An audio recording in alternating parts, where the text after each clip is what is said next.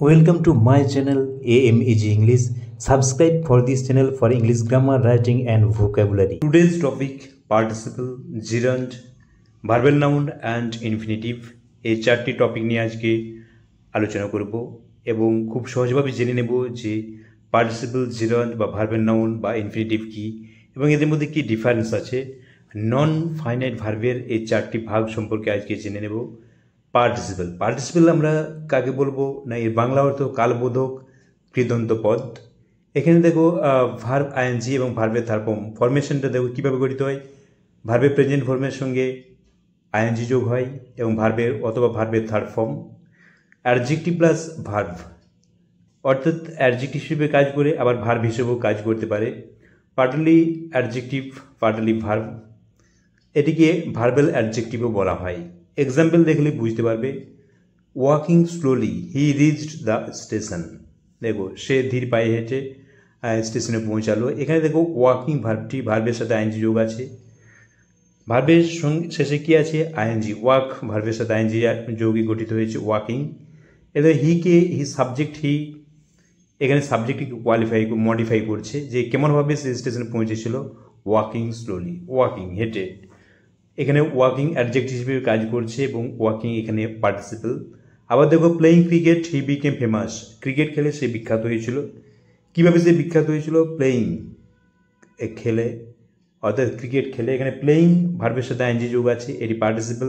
এখানে অ্যাডজেক্টিভ হিসেবে কাজ করছে কারণ হি সাবজেক্টকে মডিফাই করছে। প্লেয়িং ওয়াচি, এই জন্য প্লেয়িং এখানে কি পার্টিসিপল। আবার দেখো I saw a wounded bird. এখানে দেখো উন্ডেড ওয়ার্ডটি কাকে মডিফাই করছে? বার্ডকে। কেমন পাখি? আহত পাখি। এখানে উন্ডেড পার্টিসিপল, ইডি যোগ করে দেখো পার্টিসিপল গঠিত হয়েছে। এটিকে আমরা কি বলবো? Past participle. আর ভার্ব আইএনজি দিয়ে যেগুলো হয়েছে সেগুলো প্রেজেন্ট পার্টিসিপল। এগুলো তোমরা জানতে পারবে যখন আমরা সেপারেটলি এই টপিকগুলো আলোচনা করব। এবার দেখো জিরান্ড আমরা কি বলবো? ক্রিয়াবাচক বিশেষ্য পদ। ক্রিয়াবাচক বিশেষ্য পদ, ভার্বের আইএনজি ফরমেশনটা দেখো কীভাবে ভার্বের সঙ্গে আইএনজি যোগে গঠিত হয়। নাউন প্লাস ভার্ব, নাউন এবং ভার্বের কম্বিনেশন, এটিকে আমরা কি বলবো? ভার্বের নাউন বলা হয়। এটি নাউনের মতো কাজ করে। যেমন দেখো walking is a good exercise. এখানে দেখো ওয়াকিং হাঁটা। ওয়াকিং মানে তোমরা জানো হাঁটা একটি ভালো ব্যায়াম। হাঁটা এখানে নাউন হিসেবে কাজ করছে, ওয়াকিং এখানে নাউন হিসেবে কাজ করছে। দেখো ভার্বের সঙ্গে আইএনজি যোগে গঠিত হয়েছে। এখানে ভার্বের সাবজেক্ট হিসেবে কাজ করছে।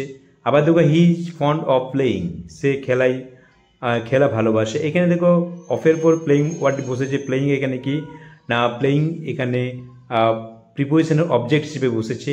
এটি জিরান্ড নাউন হিসেবে কাজ করছে। এবার দেখো ভার্বেল নাউন্স আমরা কাকে বলবো? ভাব বিশেষ্য।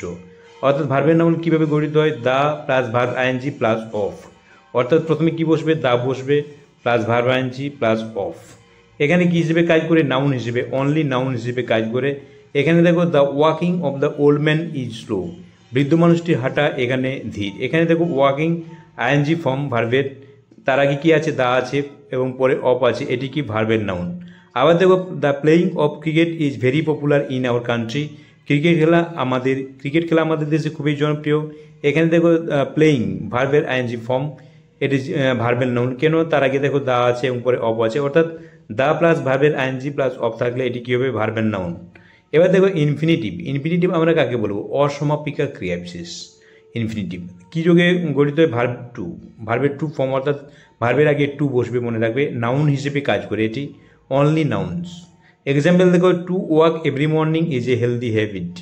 দেখো প্রতিদিন সকালে হাঁটা একটি স্বাস্থ্যকর অভ্যাস। এখানে দেখো টু ওয়াক ভার্বের আগে টু বসেছে প্লাস ভার্বের প্রেজেন্ট ফর্ম, এটা হাঁটা এখানে নাউন হিসেবে কাজ করছে, এটি কি ইনফিনিটিভ। আবার দেখো to play is to exercise, খেলা ব্যায়াম করা। খেলা হয় কি? খেলা একটি ব্যায়াম করা হয়। এখানে টু প্লে খেলা করা, দেখো ভার্বের টু বসেছে, এটি কি না ইনফিনিটিভ। এটি নাউন হিসেবে কাজ করছে, ইনফিনিটিভ। তাহলে তোমরা বুঝতে পারলে যে আমরা পার্টিসিপল, জিরান্ড বা ভার্বের নাউন বা